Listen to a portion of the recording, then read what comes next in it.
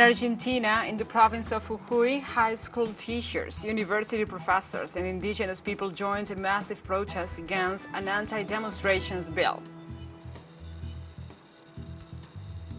And authorities in Greece confirmed the arrest of 9 crew members of the fishing boat packed with asylum seekers that sank on Wednesday in the Mediterranean Sea.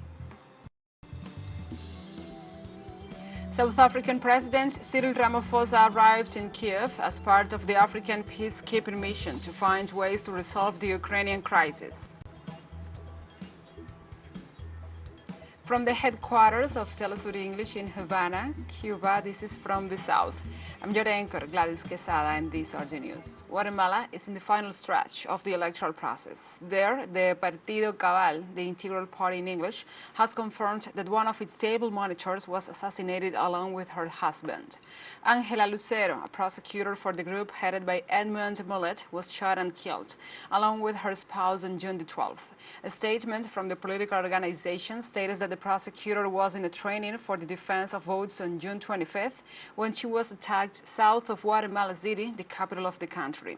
Hours before this announcement, the leader of the organization has already referred to the violent events regarding an attack against the headquarters in Chimaltenango.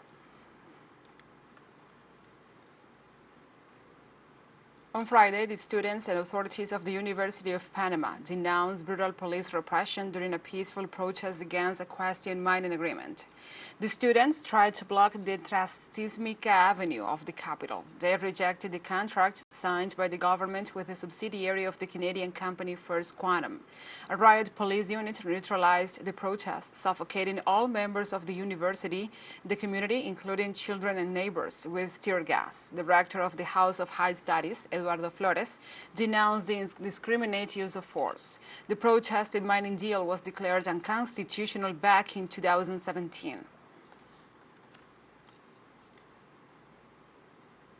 Peru's president-designate Dina Boluarte ruled out on Thursday an early presidential election in the South American country, despite the levels of disapproval and the call for new demonstrations to demand her resignation.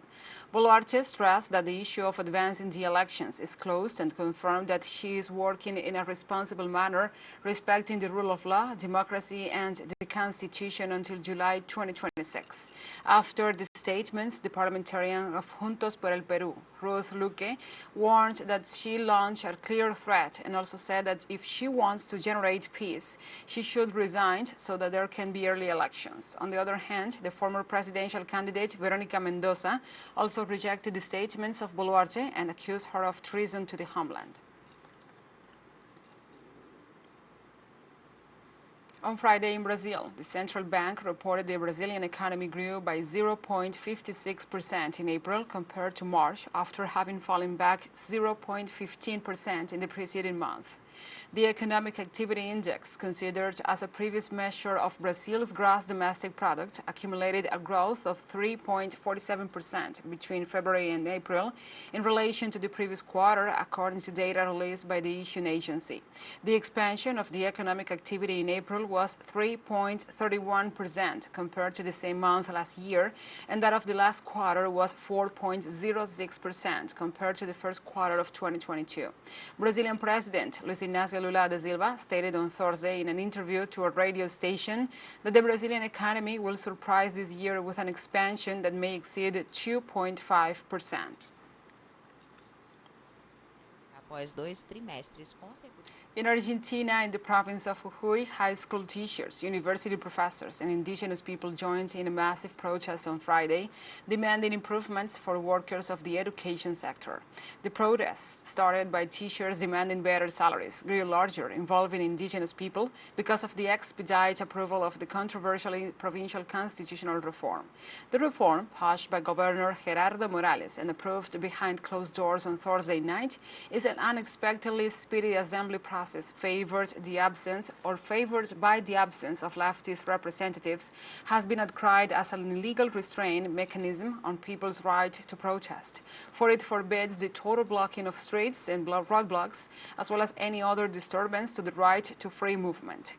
The reform also includes aspects pertaining to land and water resources ownership claims in detriment of the rights of indigenous people. Argentina's Vice President Cristina Fernández de Kirchner called for dialogue in her first public appearance after the launch of Unión por la Patria, Unity for the Homeland in English, to address the debts inherited from the government of Mauricio Macri. The Vice President spoke from the White Hall of the Government House of Santa Cruz in the south of Patagonia, where she was accompanied by the Governor Alicia Kirchner and the Minister of Public Works Gabriel Catopodis. In her speech, she demanded a political agreement to put an end to the bimonetary economy, which will also make possible agreements and a uniform and patriotic posture. She also pointed out that the rulers must guarantee the least possible conflicts. Let's take a short break, but remember you can join us on TikTok at TeleSUR English, where you will find the news in different formats, news updates and more. Other stories coming up. Stay with us.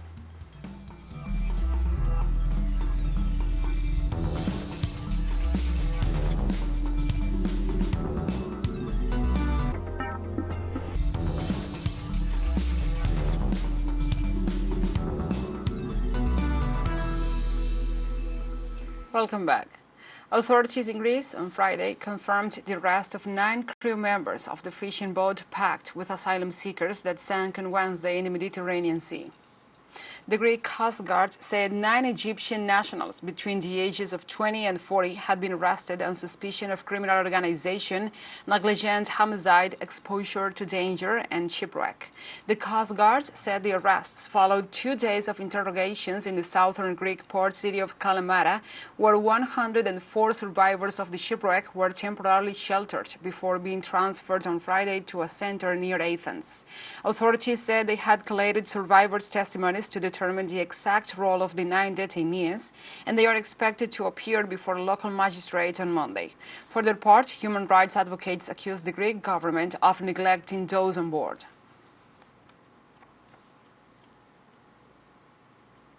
On Thursday, protesters gathered in Greece's capital over the sinking of a fishing boat full of pirates. They mobilized the capital's Syntagma Square, including representatives of the PAIM Trade Confederation, student associations, and the Greek Communist Party, noted public broadcaster ERT. Demonstrators blamed the migration policies of the European Union and the North Atlantic Treaty Organization for the flow of asylum seekers in the Mediterranean, turning it into the Sea of Death. The sinking of the boat also sparked protests in other cities across the nation, including Patras, Larissa, Thessaloniki, and Lamia. On Friday, 9 crew members have been arrested for people smuggling after a packed vessel sank in the Mediterranean Sea.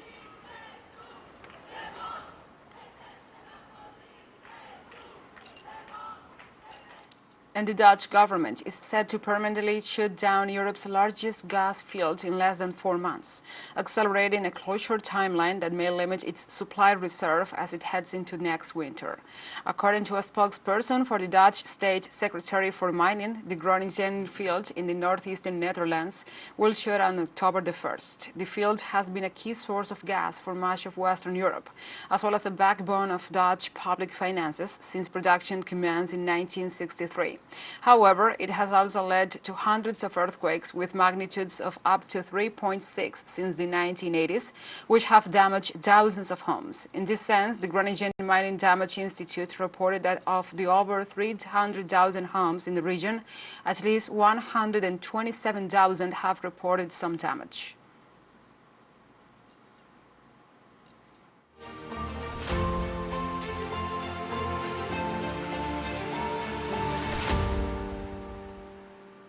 Now we move on to other topics. The South African President Cyril Ramaphosa arrived in Kiev on Friday as part of the African peacekeeping mission to find ways to resolve the Ukrainian crisis. In this context, the South African head of state and other members of the mission, including the President of Zambia, Hakainde Hichilema, the Senegalese Premier Macky Sall, and the African Union Chief Azali Assoumani, and representatives from the Congo, Uganda, and Egypt will hold talks with Ukrainian leader Volodymyr Zelensky to promote a plan that will provide a roadmap to Russian-Ukrainian peace negotiations. The African delegation will later travel to Russia to meet with Russian President Vladimir Putin on Saturday.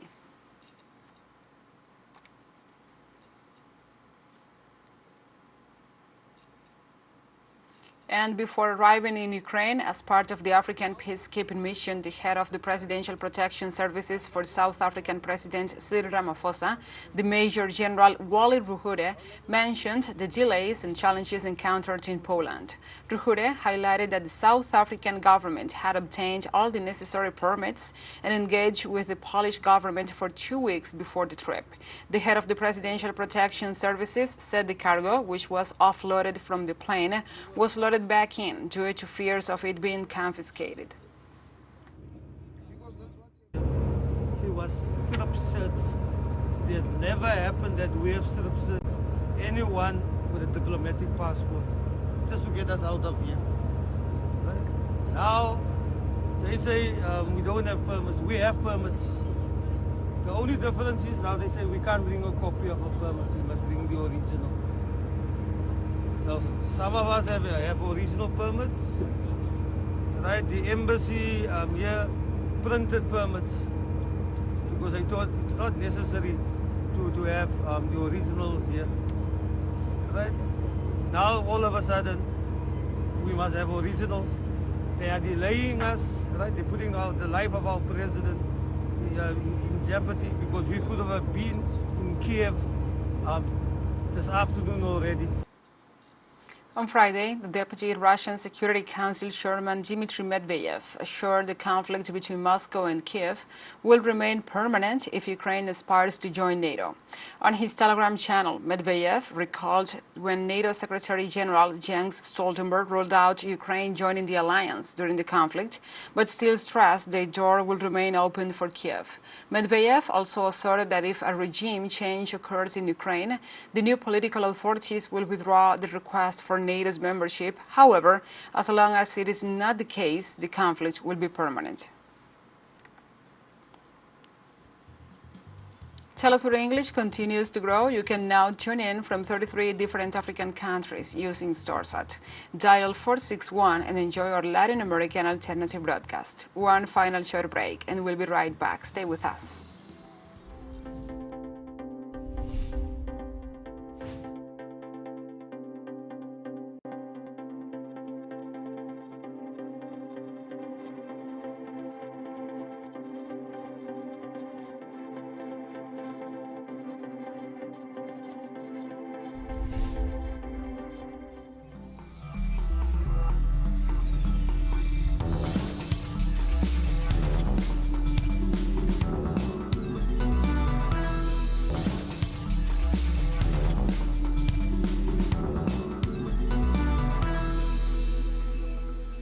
Welcome back to From the South. The Russian President Vladimir Putin took part on Friday in the plenary session of the 26th International Economic Forum, which began on Wednesday in the city of St. Petersburg. Putin began his speech by speaking about the evolution of the economic situation in the Eurasian country amid growing pressure from the West. According to Putin, the thrust of Russian business is to replace the multinationals that could not resist the strong political pressure from the West. The Russian president emphasized how, in spite of all the difficulties of the past year, his country did not opt for self-isolation, but expanded its contacts with reliable and responsible partners in countries and regions which are now the engines and drivers of the world economy. The forum will take place until Saturday, June 17th, and is attended by delegations from more than 100 countries from all over the world.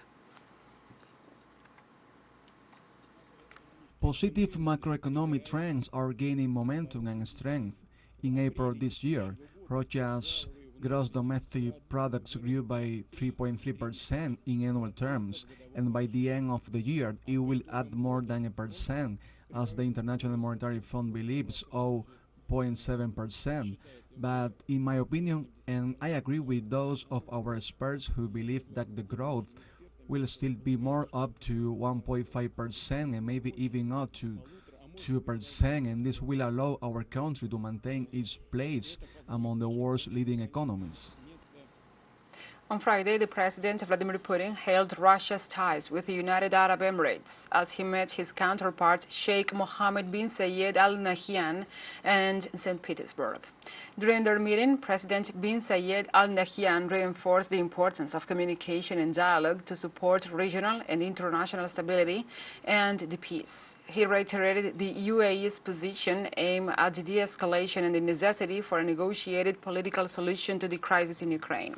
Meanwhile, the two leaders discussed the long-standing relations as part of the UAE-Russia strategic partnership framework. Likewise, both leaders expressed their ongoing commitment to further build on the bilateral ties between the two nations.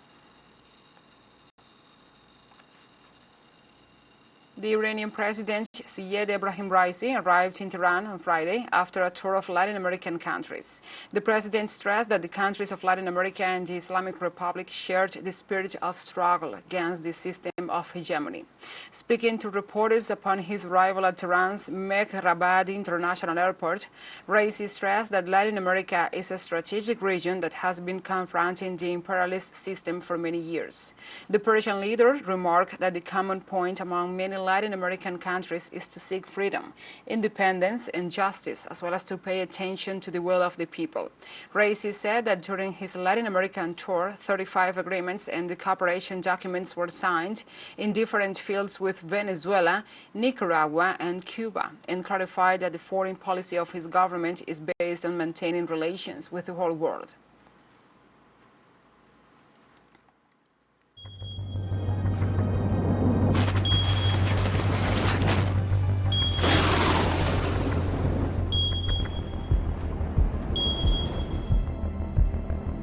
Now we move on to other topics. In India, on Friday, authorities report at least 2 dead and more than 20 injured after the impact of Cyclone Biparjoy. The two people who lost their lives, father and son, died while trying to save their flock of sheep in the city of Barangambar.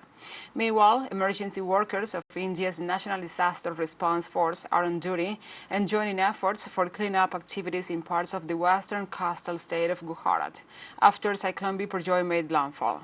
Several Indian families have had to take shelter in safer places, and more than 180,000 people were displaced between the Indian state of Gujarat and the neighboring Pakistani province of Sindh before it made landfall due to sustained winds of up to 125 kilometers per hour.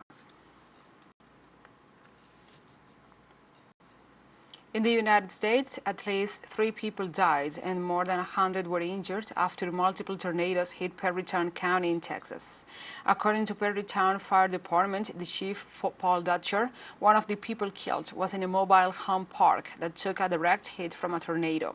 Dutcher further said that at least 30 trailers were damaged or destroyed by the tornado.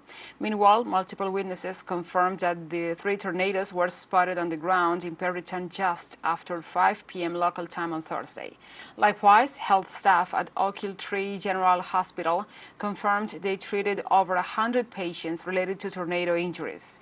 The wounds range from minor to severe, and multiple patients were transferred to trauma centers.